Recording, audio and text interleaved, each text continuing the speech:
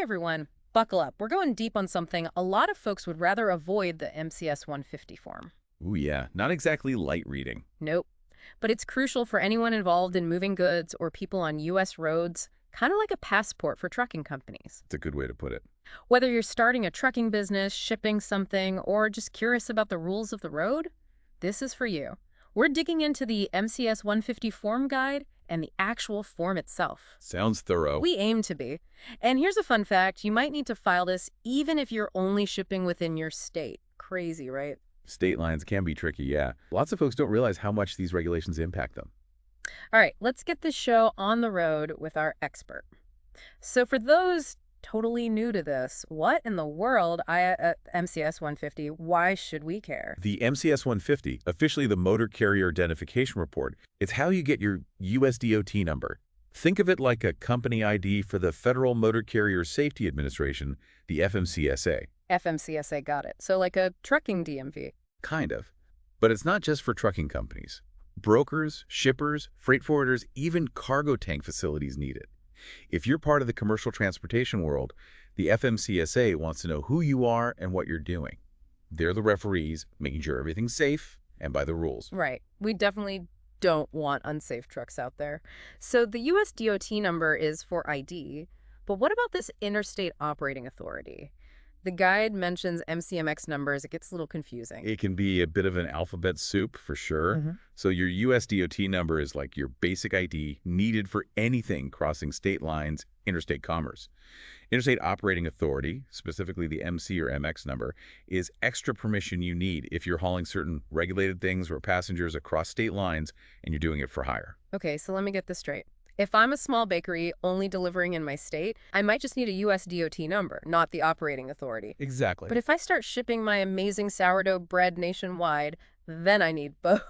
You got it. That clears things up. Now, how often do you have to file this MCS 150? Is it constant paperwork? Thankfully, no. There are four main reasons you'd file. First, a new application if it's your first time getting a US DOT number. Then there's a biennial update to keep your info current that happens every 2 years. Makes sense. Then there's an out-of-business notification if you close up shop. Keeps things clean with the FMCSA. And lastly, reapplication if, for some reason, your initial registration was revoked. Gotcha. The guide really pushes filing online, and honestly, that sounds much better. Oh, absolutely. It's way faster, it has error checks built in, and often you can get your USDOT number right away. No waiting for snail mail. Sign me up. The guide says it takes like 20 minutes online. About that, yeah. Pretty painless. Wow. All right, before we dig into the form itself, let's talk about the big mistakes people make filing. You know, the stuff that makes the FMCSA go, nope, try again. Oh yeah, there are definitely some common pitfalls. First one, messing up the principal place of business. Got to be a real physical address where you operate, keep records. Think of it like your HQ. So no P.O. boxes or my friend's basement then? Nope. The guide's very clear. A physical address where you actually DO business and where you keep those safety records. It's all about transparency. The FMCSA needs to be able to visit, do audits, or investigate if needed. Makes sense. Safety first. Right. What else trips people up? Another biggie is those operation classifications we talked about. Get those wrong, and you could be accidentally agreeing to regulations that don't apply to you. Or worse, missing ones that DO. Oh, yikes. That sounds like a recipe for trouble. It can be. And the last major mistake, not double-checking everything. Typos, outdated info, even simple math errors. It seems small, but the FMCSA takes accuracy seriously. Even a little slip-up can cause huge delays or legal issues later on. Wow, okay, notes taken. Accuracy is key. So, we've covered who needs to file when and the big no-nos. Now let's tackle the form itself. What do you say we start with principal place of business, since that seems to be a sticking point? Let's do it. It's more interesting than it sounds, I promise. Okay, so principal place of business. It seems simple enough, but I bet there are nuances. You bet. It's not just any address. Remember, the FMCSA might need to actually come here, so it's got to be legit. Your company's home base, where you keep records, manage things, and the FMCSA can find you. So not a P.O. box or my, spare room? Nope, definitely not. The guide specifically says a physical address where you're actually conducting business and where you keep those safety records. It's all about being transparent, accountable. The FMCSA might need to do an audit or investigate. They got to have access. Gotcha. Can't exactly do a safety inspection at a mailbox. Now, what about that 100-mile radius driver exemption we mentioned earlier? The driver information section talks about it, but it's kind of vague. Ah, yeah. That's pretty common, actually. So imagine you've got drivers who only work within 100 miles of, say, their work reporting location, making local deliveries, pickups, that kind of thing. Short-haul drivers, essentially. They're counted separately on your MCS 150, and they might be exempt from some of the stricter rules that apply to long-haul interstate drivers. So like a local delivery zone. But how do you even measure that 100-mile radius? Is it as the crow flies, or do you have to account for, like, traffic jams and detours? Good question. It's not that complicated. The FMCSA actually gives you tools and guidelines to figure it out accurately. You usually use the address where the driver starts their workday as the center point, then measure 100 miles out. There's mapping software, stuff that considers roads, not just straight lines. It's about being honest about where your drivers are operating. That makes more sense. Good to know there's help for that. All right, let's dive into those operation classifications. You mentioned getting this wrong can be bad news. Oh, for sure. It's all about accurately describing what your business does. Think of it like picking your character class in a video game. It changes your abilities, what you can and can't do. Okay, I like that analogy. So let's start with authorized for hire. What's that all about? Authorized for hire means you're getting paid to transport stuff or people that belong to someone has left. Your classic trucking companies moving goods across the country or tour buses, they're providing a service, getting paid for it, and that means they have to follow a bunch of FMCSA regulations. Right, because they're responsible for other people's things, or even safety if it's passengers. Makes sense there'd be more rules. Exactly. Then there's exempt for hire, which, as the name suggests, means you're exempt from some regulations. But there are very specific conditions to qualify for that. So no free pass to do whatever you want. What are those conditions? Two main ways. First, you can only transport exempt commodities, things the FMCSA doesn't regulate as heavily, like certain unprocessed farm products, newspapers, some construction materials. The MCS 150 form.pdf actually links to something called Administrative Ruling 119, which lists all those exempt commodities. Huh, interesting. So if I'm hauling like logs straight from the forest, I might be exempt from some of those stricter trucking rules? You might be. Always best to check the specifics, though, just in case. The second way to be exempt for hire is by working only within a specific commercial zone. A commercial zone? What's that? Like a free trade zone, but for trucks? That's a good way to think about it. Yeah. They're usually areas around big cities, metropolitan areas. If you only operate within those boundaries, you might not need to follow all the interstate regulations. It recognizes that local transport's a bit different than hauling stuff across the country. Makes sense. So a geographical exemption. Now on to private property carriers. How are they different from for hire? Private property carriers transport their own WN goods, usually as part of their main business, like a furniture company delivering their own products, or a grocery chain moving stuff between their warehouses and stores. They're moving their inventory, not someone else's. So if I loaded up my van with homemade crafts to sell at a market, would I be private property? Ooh, that's a tricky one. You're definitely doing business, but on a small scale. Technically, once you use your vehicle for commercial purposes, you fall under the FMCSA's watch to some extent. Best to check with them directly, just to be safe. Good point. Better safe than sorry.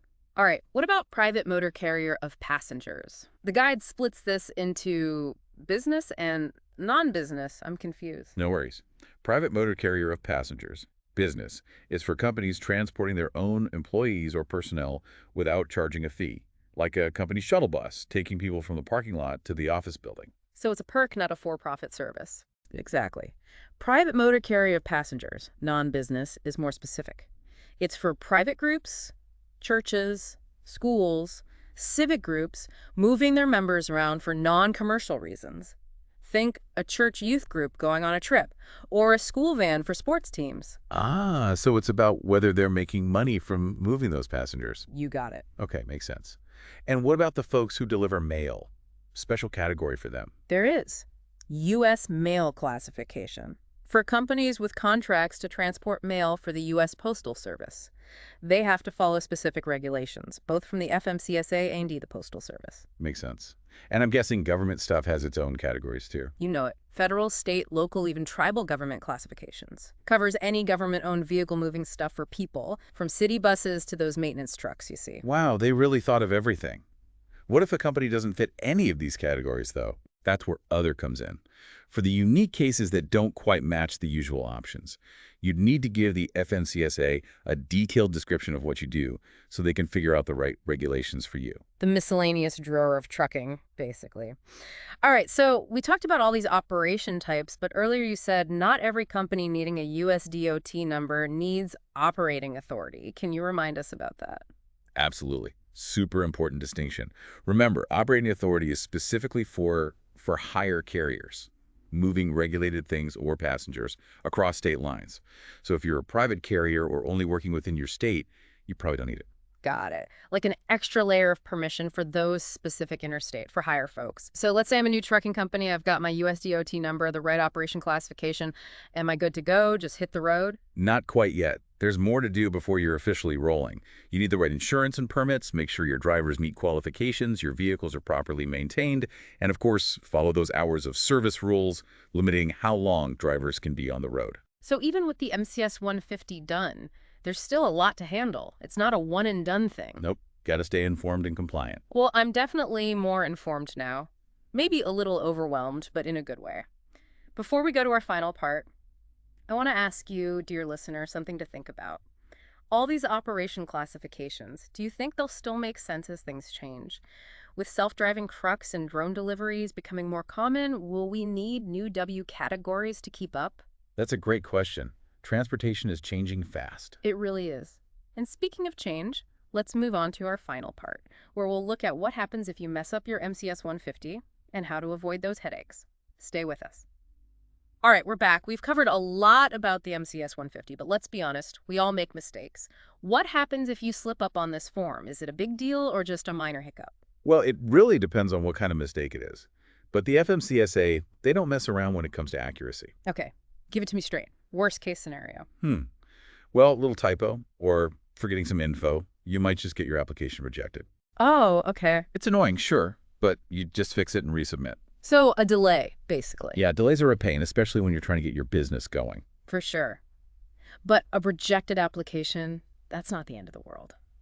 Are there times when it's more serious, though? Oh, absolutely. Like if you intentionally give false info or totally ignore the regulations after you file, Right. that's when you get into big trouble. Uh-oh. We're talking huge fines, penalties, even legal action.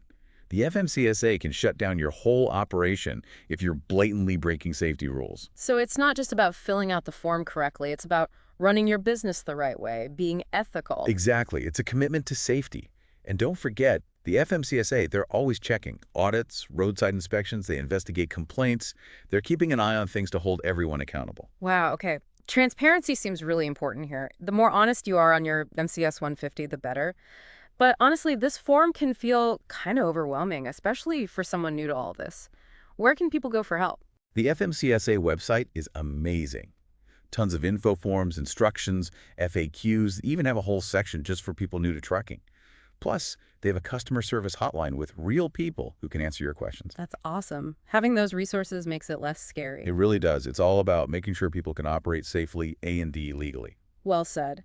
So as we wrap up our deep dive into the MCS 150, what's the one big takeaway you want listeners to remember? The MCS 150, it's not just some annoying paperwork. It's a step towards building a safe, responsible, and successful business in transportation. Understand it, fill it out accurately, and keep learning about any changes to the rules. It's worth it. For your business A&D, for everyone's safety on the road. I love that. Couldn't agree more. And to our listeners, knowledge is power. Don't let this form intimidate you. Use the resources, ask questions, keep learning. The world of transportation is huge and always changing. Who knows, maybe one day you'll be the expert guiding others through it all. Until then, stay curious.